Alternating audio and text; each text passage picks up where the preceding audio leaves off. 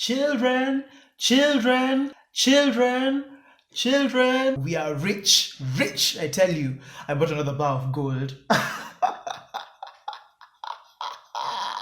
That pizza series took a while. I don't even know if I'll remember my spiel or when I start the videos. Here goes. Hey everybody, it's Mwangi. Welcome back to this mess. Thank you so much for the love that you guys have been showing me. And just in case you haven't already, click the subscribe button, hit the notification bell so that you're always notified whenever I upload a video. And just in case you haven't, again, follow me on my socials, my Twitter and my instant gratification medium, linked below. We all love that instant gratification. But so how have you guys been just generally? I feel like it's been a moment. Just take a moment and go down below and just comment. Just comment and tell me how you're feeling. How are you doing today? I generally hope you guys are doing okay. I hope you are fine. I hope you are taking showers and eating your vitamins and taking your effervescent tablets as you had been told, especially if you're a man. Personally, doing quite fine. Thanks for asking. Now, whenever you see me pull out the big guns, you know it's going to be a good one. Today we're going to be making scones. And let's just talk about that for a moment. Has this generally been this very, very strong distaste for Kenyan bread? I think it's because it's just commercially made. It's made to fill stomachs, not to taste good. I have this German friend that told me that bread in Kenya is chewing gum compared to what he has back in Germany. Now, I found this offensive because, interestingly, I'm not trying to plug any companies. I actually really, really like Superloaf and Butter Toast. I know they're not your fanciest brands of bread, but I think it's because of the sugar that is in them, and I like sweet things, and I love cake. I love cake. So today I'm out to get a win. I'm out to secure one for the culture. We're going to be making scones today, and we're going to be making the scones that you guys like generally know. Not these. These are not the scones that I'm talking about. The scones that I'm going to be making are, you'll see. To the kitchen.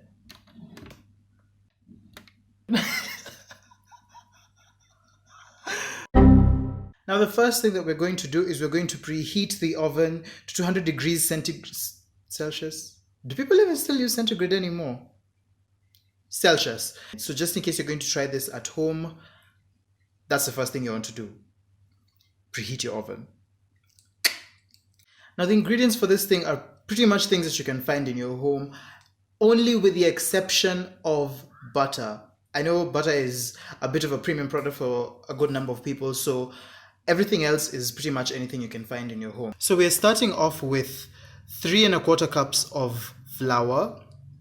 This is basic all-purpose home baking, all-purpose home baking flour. 3 1/4 cups of all-purpose home baking flour. And we're going to start by mixing all the dry ingredients together. And the dry ingredients are the flour, a 1/2 cup of sugar, 2 tablespoons of baking powder, 1 tablespoon, 2 tablespoons, 1/2 teaspoon of salt. I don't want to use a fork, but you can use a fork. I mean, if you don't have a balloon whisk, as I came to discover it is called, it does not mean that you can now not make this stuff. Like, please use a fork.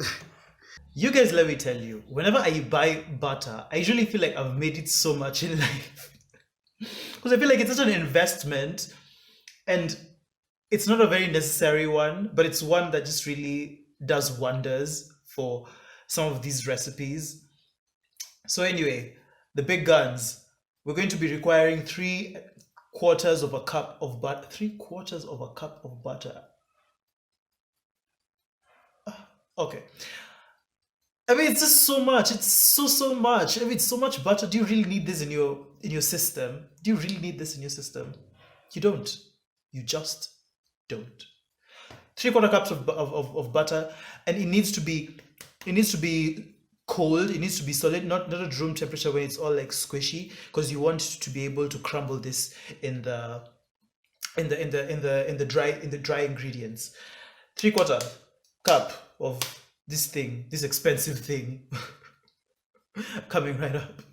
I'm just going to work with this as a marker, just for you to get like somewhere up to here. I'm going to cut it up into bits. You want to cut it up into like little squares.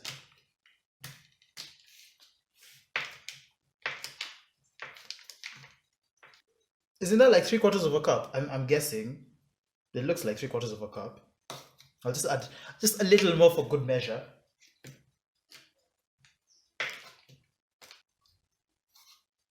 And we're good. Now we have our 3/4 of a cup of butter, and we're going to put this in here.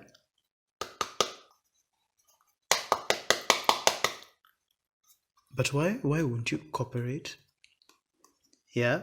And what you want to do is to just break this as you toss this, as you turn this in there, you want to break this up so that it just becomes little pieces. And you see, this is why it's important to make sure that it's cold. You know, to make sure the butter is cold so that it doesn't become a nightmare when you're breaking it up. You just want to make sure that it's broken up in there. I hope I'm doing the right thing. I think I am doing the right thing. Because if I am not, and this is butter, almost 300 shillings, I'm going to lose my mind. Yep, the butter is broken up. You can see like it, you don't see any considerable clumps. This is where we want it to be. So our wet ingredients are ready. I've mixed up the 1¼ cups of milk with the beaten egg that's in here. And now what I want to do is I want to create a well in here. Just basically displace some of the dry ingredients so that we can have a literal well. And then we're going to pour this in there.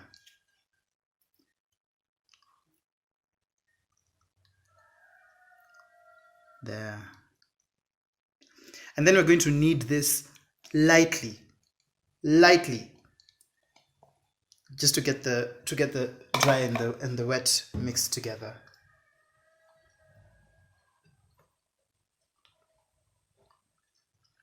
Make sure your hands are clean as you're doing this. My hands are clean, so don't stress me.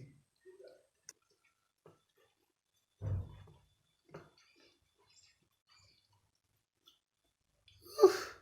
Ew.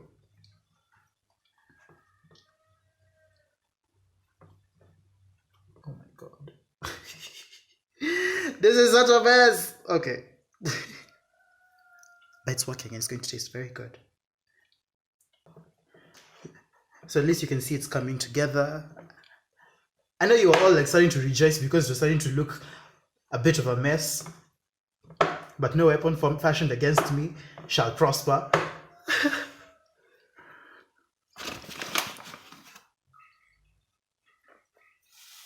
And then I'm just going to turn everything over here.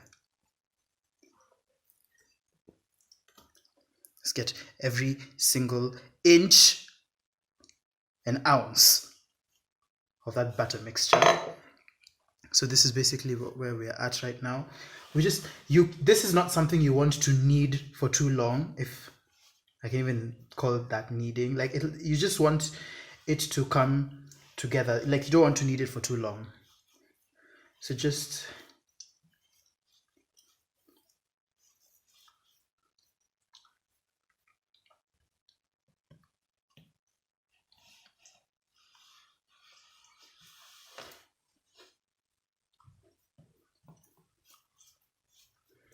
I think I'm going to add some flour, and that's pretty much it. You don't want to overwork it. So then the next step will be to roll it out, and to roll it out until it is about about a ½ inch, like thickness. Just that a bit. So I'm going to roll this out. You know, I want this thing to be square. I don't know how I'm going to do that. Let me see. Let me see if I can try give it some corners.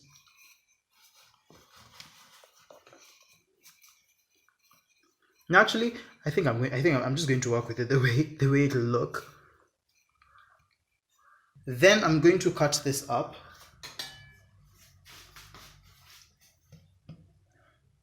I think I'll just cut it up like this.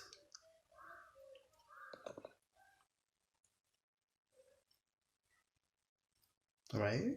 I think so. So I have cut these things up. Let me tell you, it was work. Like this, I don't know how these things are going to turn out because the dough ended up being a bit too moist. So let's wait and see. I've cut them up. This is what they look like. For people who are not into asymmetry, I'm sure this is going to be triggering, but this is what they look like. And now I'm going to put them in the oven. The oven has been preheating. I actually want to turn the heat down. I actually want to turn the heat down a little. Yeah. And so these are going to go into the oven for 15 minutes, hoping for the best. They are in the oven. I think you guys can see how.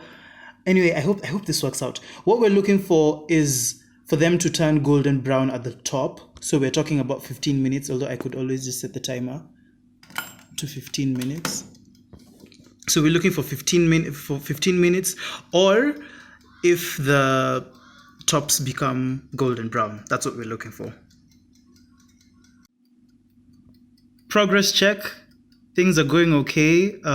They're growing a lot bigger than I thought they would, but okay, I don't think that's necessarily a bad thing. We're still waiting for the golden tops. I'm just hoping these things are growing really big. Like, I'm not expecting them to grow this big. But anyway, let's wait and see. So they are ready. They were not getting brown for some reason, so I decided to take matters into my own hands. And I switched them up to the broiler, which was a slightly good idea. Not very smart, but it worked. So this is how they turned out. You see, they're not terrible. They're actually quite good. This is the one that just burned a little, but it's very little. It's like it's not charcoal. You see how the others were like refusing to get all the way to get browned. So taste test. So the moment of truth is finally here. I've taken the one that was a little burned, but as you can see, it's not destroyed. It's not bad at all. It's just a little darker at the top. Okay, and then you see, like it comes apart so easily. Oh my god, can you see the steam?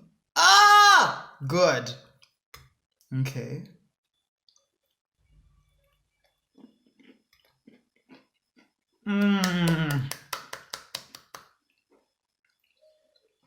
It tastes amazing. It tastes so good.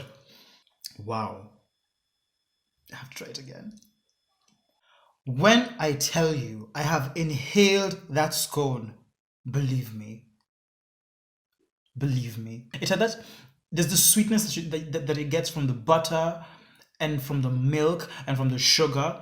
It's not overwhelming. It's not overbearing. It's just the right amount, which is interesting because this is the first time I've tried an American recipe that didn't overwhelm me with regards to the sugar.